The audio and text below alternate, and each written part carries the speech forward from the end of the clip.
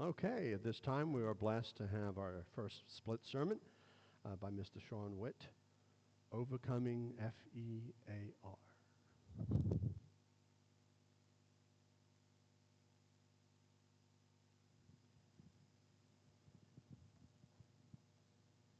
Good afternoon.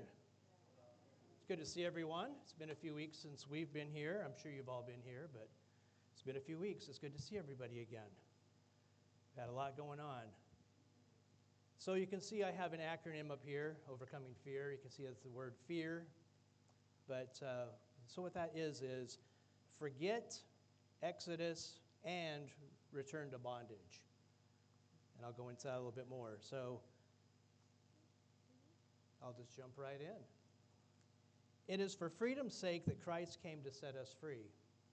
The children of Israel did not keep their eye on the prize, and they were headed toward the promised land. But except for Caleb and Joseph, the spies, they said that the spies went to look for the promised land, and when they got there, the giants in the land, we're like grasshoppers in their eyes. They're huge. And we're grasshoppers in their own eyes. So they were seeing themselves as small. Not only the giants are huge and that they were seeing them as small, but they were thinking themselves were small. They were thinking not outside the box, but like we're tiny, we're small. So let's go to Numbers 13, verses 32 for 33 to expand upon this some more. And they gave the children of Israel a bad report of the land which they had spied out, saying, the land through which we have gone as spies is a land that devours its inhabitants.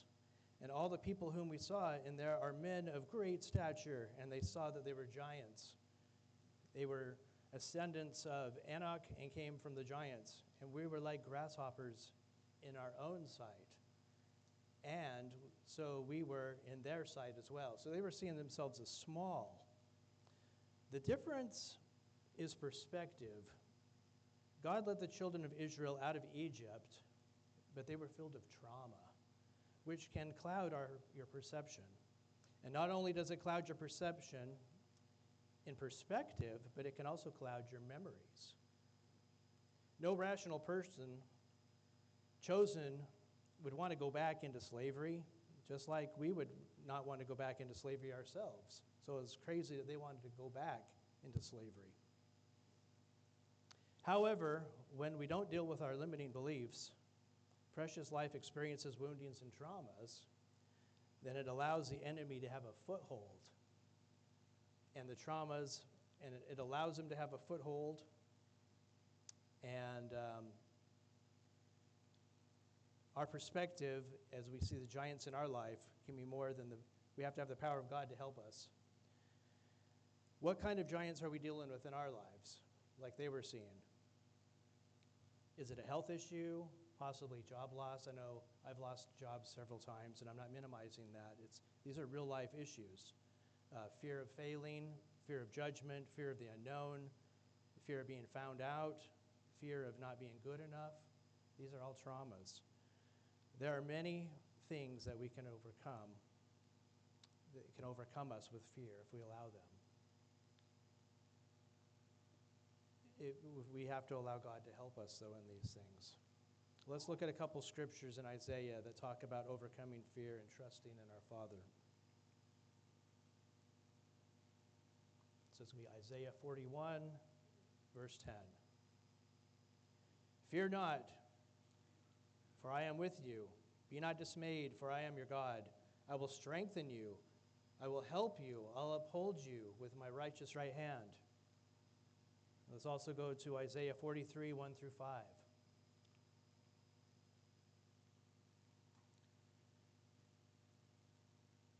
But now, thus says the Lord, who created you, O Jacob, and he who formed you, O Israel, fear not, for I have redeemed you.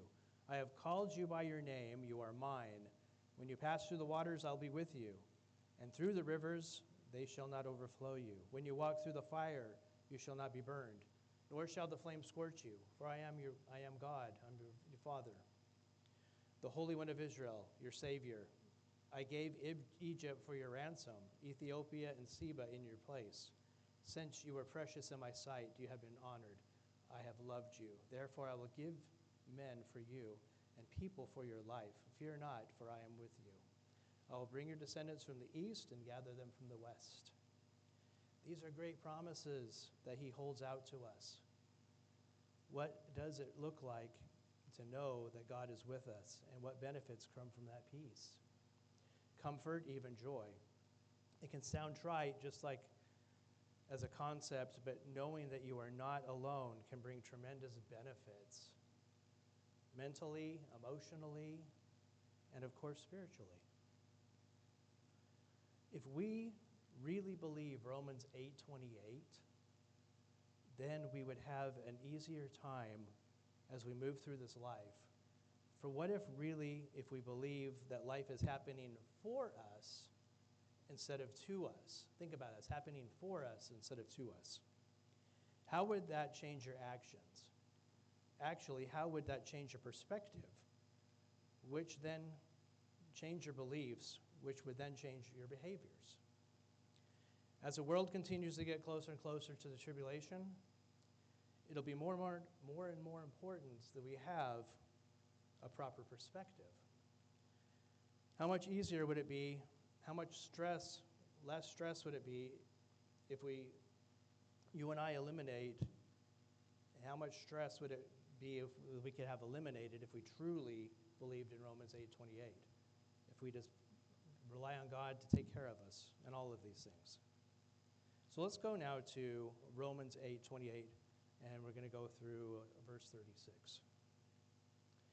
And we know that all things work together for the good of those who love God, for those who are called according to his purpose, for whom he foreknew, he also predestined to be conformed to the image of his Son, that he might be firstborn among the brethren. Moreover, whom he predestined, these he also called. Whom he called, these he also justified. And whom he justified, these he also glorified. What then shall we say of these things? If God is for us, then who can be against us? He who did not spare his own Son, but delivered him up for us all, how shall he not with him also freely give us all things? Who shall bring a charge against God's elect? It is God who justifies. Who is he who condemns? It is Christ who died, and furthermore is also risen, who is even at the right hand of God, who also makes intercession for us. Who shall separate us from the love of Christ? Shall tribulation, or distress, or persecution, or famine, or nakedness, or peril, or sword? As it is written, for your sake we are killed all day long, we are accounted as sheep for the slaughter. God says he is for us. That is encouraging to hear. We may be going through some really hard, stressful stuff, and there's a lot of horrible things happening to people, a lot of stressful stuff. A lot of this is going on in our lives, but knowing that God is with us in all of this means everything, that God is in it. And remember,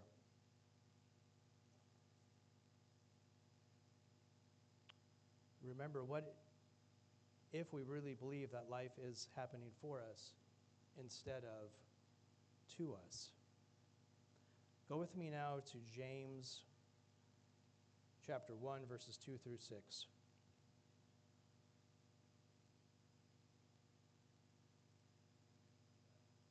Sorry about that. New King James Version, James 1, chapter 2, verse 6, 2 through 6. Sorry about that. Just trying to keep you on your toes. Okay, my brethren, count it all joy when you fall into various trials, knowing that the testing of your faith produces patience. But let patience have its perfect work, that you may be perfect and complete, lacking nothing. If any of you lacks wisdom, let him ask of God, who gives to all liberally and without reproach, and he will be given to him. Let him ask for faith with no doubting, for if he doubts, it is like a wave of the sea driven and tossed by the wind. So God says, count it all joy. We do not go through these trials for nothing. They're to strengthen and refine us. Ask for God's wisdom and keep your eyes on how he is encouraging us along the way. In the midst of the trials, God can be encouraging us by small miracles along the way that we may miss if we're not looking for them. John, thank you for what you said, talking about the small miracles. That's wonderful what's going on with your son. I think of Rod Loomis. He was sent home basically to eat ice chips until with hospice, and a miracle has happened where his intestines have shrunk and he's able to get some nutrition now. So he's getting a reprieve. So that's a huge blessing. So God is in the midst of all of this stuff we're going through. So what do you do when you're in the midst of a trial? First, you name it. What is going on? Name the emotions. Ask, what could God be growing me through this experience? Maybe God's growing us, helping us, trying to see what we'll do. Partner with him. Talk to him. Think about how he is encouraging us. Look for the good that he is showing us. I'd like to give an example of something we went through recently. It's fairly minor. It just had to deal with an automobile. As many of you know, in some of my past messages, I've talked about how God has intervened with us in times of vehicle distress. And one of the times was when a tow truck showed up while we were in the middle of praying for him to help us because our van was broken down. We were praying, and all of a sudden a tow truck showed up. So God is definitely there for us, and that's a reminder for me a lot of times when I'm down and out. So this time around, Kim and I noticed a weird noise coming from under the hood of our van. So we decided to get it checked out. We went to a local mechanic that we always go to that we trust, and he was looking at it, and he's like, yeah, it looks like your timing belt tensioner is out. I was like, we just had that replaced a year ago. He's like, yeah, well, that's your issue. It's $2,500. I'm like, wow, okay. So it was kind of crazy. We just had this fixed up in Missouri when Kim broke down up there about a year ago, traveling through to go see Alyssa up in where they live. And so anyway, we decided to look into this some more. And I found out that the warranty on the van had expired on this particular thing we had done, and it was just like 3 weeks out. So I was like, okay, I guess we'll just not mess with that, and kind of prayed about it a little bit, and we just had the thought, let's go ahead and just get a new vehicle. So we were looking around, and didn't really like what we were seeing. They were okay, but just price of vehicles and such, I'd rather not have a car payment. And so, anyway, I just felt prompted that I needed to really look further into this van situation because we were ready to give up because I think I failed to mention that the warranty was out of warranty, and I talked to the mechanic here, and the van has some issues, and we put a lot of money into it. So his advice was I would just give up on this van and start over. But then I felt this prompting, like the next day, like, no, you're not supposed to give up on this yet. You need to follow through on this. Okay, all right, I'll yes, Lord, I'll look into it some more. So I had the thought, well, call the guy up in Missouri and talk to him some more. So I called him up and I talked to him, and he's like, yeah, the warranty's out, and I don't think that part was really covered as part of it. And I said, well, you need to take care of this. You need to honor this. You need to fix it for us. He's like, okay, I'll look into it. And so he got his manager involved, and how many miles are on it? And I told him, it's like, well, you're still within the miles. Okay, we'll go ahead and we'll fix it for you. So it was just me pressing a little harder. God just wanted to see what I was going to do, go a little further step. So we did that. We dropped our van off in Missouri and came back home. And we dropped it off on the weekend. That's why I haven't seen us the past couple weeks, because driving back and forth. Following Monday, they call us and say, well, it looks like your serpentine belt tensioner's bad. It's going to be $400. I'm like, what? And the other situation's fine. I'm like, no, that's not what I am understanding. Sorry for the long story, but we'll get there. So anyway, $400. This was warranted locally. And so I called locally and said, hey, they're saying the serpentine belt's bad. And he's like, well, of course they're saying that. They don't want to fix a more expensive thing. They want to do something cheaper. And so I said, well, can you guys take a video of it or something and show me? So they took a video. I sent it back to him, the guy locally. He's like, oh, it's fine, not a problem. And I was like, I don't think so. It doesn't feel right. So I sent it to another mechanic. He's like, you have an issue. That part's ready to fall off. And the people up in Missouri even said, we're surprised you got the van here with that situation because it's rattling all over the place. So when the one mechanic said, well, I'm going to check a couple more Honda mechanics, and they all said the same thing. So anyway, I called back to the original mechanic, and he was offended. I just said, hey, I got some second opinions. I mean, just doing my due diligence. He's like, well, I can't believe you'd ask other people. That part's fine. And we both got kind of heated, and I said, well, I'm a quality manager, and I want to make sure things are right, and kind of going on. And I don't like confrontation, so it's kind of, God is just helping me through this. So anyway, with all that said, I got to thinking about it, and I was like, maybe I pushed a little hard. Let me text this guy and apologize to him. So I did, and he responded back and said, hey, I'm really sorry. I was involved with a lot of stuff going on. And, you know, he probably had some woundings or something going on in his own life. So he just like, you know what, we'll cover that part. Don't worry about it. Go ahead and get it fixed. So that was resolved. So we got it all fixed up. And some of the lessons it learned from all that.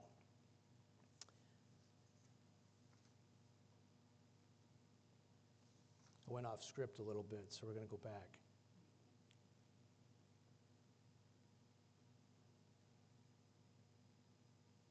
So anyway, he gave me his personal cell phone number. He's like, if you want to call me anytime, I'd be happy to help you. It was really super nice after all of that.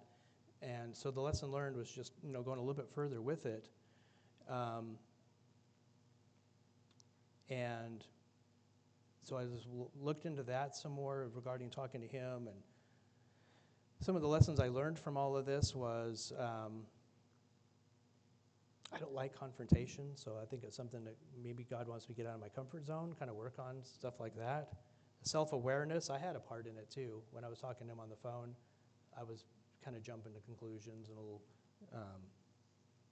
not being exactly nice to him either. So took accountability of it by texting him and apologizing. I noticed God's prompting in all of this, so I really feel like God is really prompting me. You need to go walk through this. You need to do this. Because a lot of times, my manager, when I used to work back at GE, I'd be sitting in the corner cubicle. He's like, you got to get around. You got to get out and start talking more and not just sitting here. So he forced me to start getting out and doing more. So I just feel like this is the way God, you know, just go through this. Just like it says, he is for us. He's not against us. He's helping us. So, with all that said, we got to see Samuel too, which is amazing. We drove up there 3 hours, called Samuel, what are you up to? He's like, I don't know. You want to meet us? And yeah, so he drove his bike down. We had lunch. So it was a really nice afternoon. So it worked out well. In conclusion, so if we really believe Romans 8:28, we would have an easier time as we move through this life. We would, let me start that over, I apologize. If we really believe Romans 8:28, then we would have an easier time as we move through this life. What if we really believe that life is happening for us instead against us?